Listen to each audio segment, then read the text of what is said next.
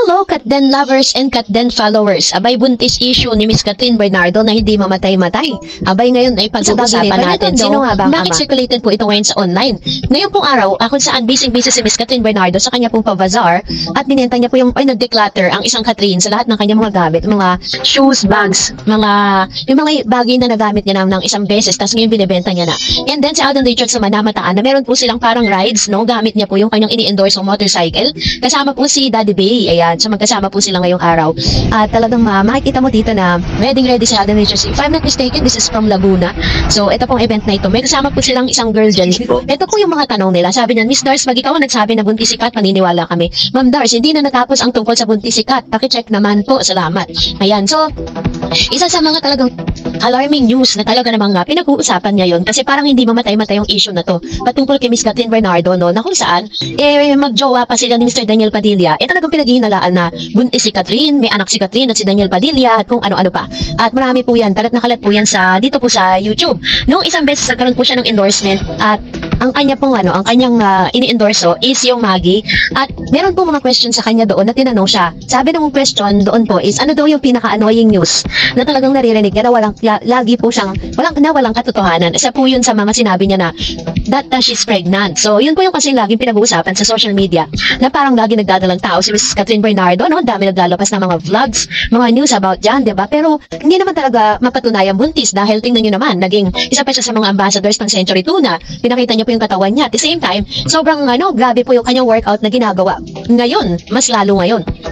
Tapos ngayon, pinagbibintangan pa rin siyang buntis. Siyempre, at ang hinihinala daw na ama, walang iba kundi si Mayor Mark, tapos si Daniel Padilla, tapos si Mr. Alden Richards, at kung sino-sino pa. No? Bakit? Parang grabe naman yung tingin ng tao kay Miss Catherine. Parang sinasabi naman nila na hindi nag-iisip si Catherine Bernardo. Alam niyo po, once na nangyari yan sa kanya, bababa po ang talent fee niyan. No? Magiging mababa yung kanyang kasi pag nagkaroon na kasi ng anak ang isang artista, parang pati sa mga gaganapan niya na mga karakter, mag-iiba din.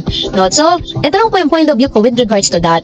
Na kung si Miss Catherine Bernardo po is ganyang klase ng babae, tulad ng mga iniisip at nagsasirculate na news sa social media, kay Mr. Daniel Padilla pa lang na tumagal sila ng almost 11 years. Kasama niya si Daniel sa lahat ng mga travels niya, kung saan-saan po sila nagpupunta, diba? Although, nandun po si Mama Min, pero hindi naman na 100% na talagang binabantayan sila ni Mama Min. Hindi naman talaga, kasi nandun lang si Mama Min to guide, and there are times din na umaalis po sila ni Daniel na walang Mama Min sa tabi.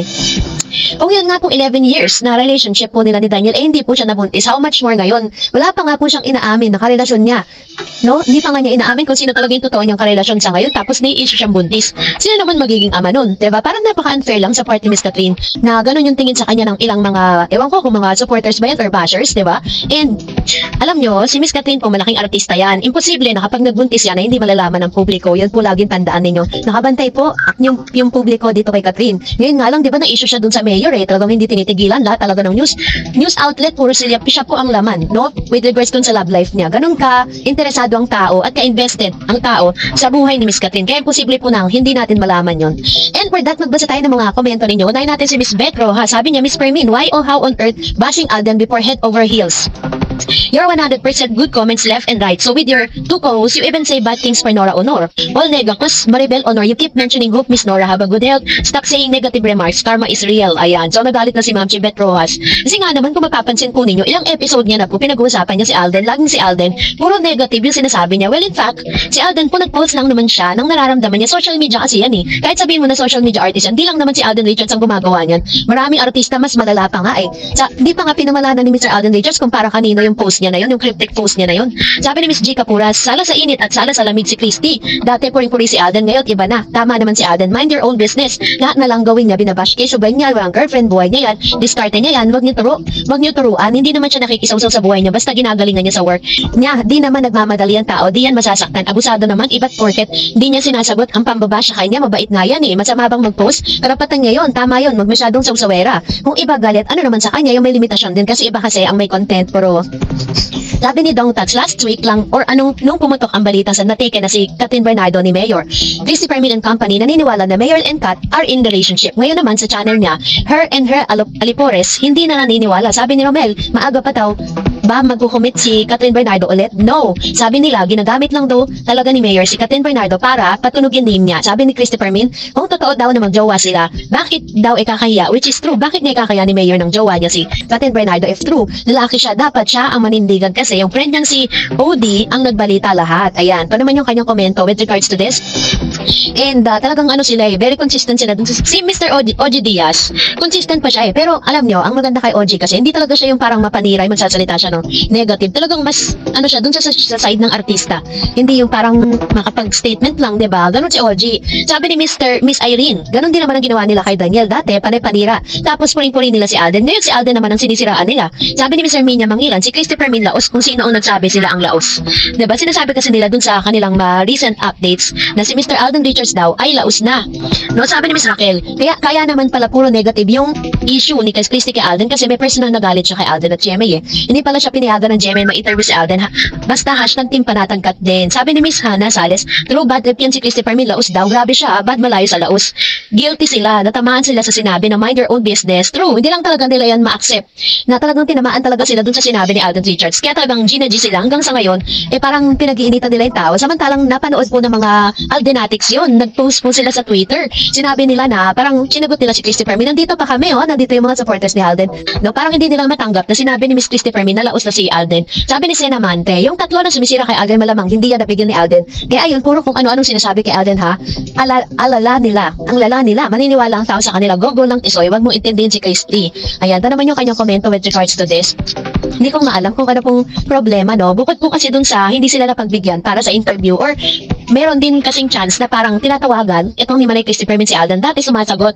Ngayon hindi na sumasagot si Alden. Baka siguro isa rin yun sa mga dahilan. Sabi ni Grace Tian, very obvious na nag-change ang ihip ng hangin doon sa studio ni 527. Christopher Min, before all they talk about is how happy and proud they are of Katden, especially Alden. There is something fishy going on in that studio.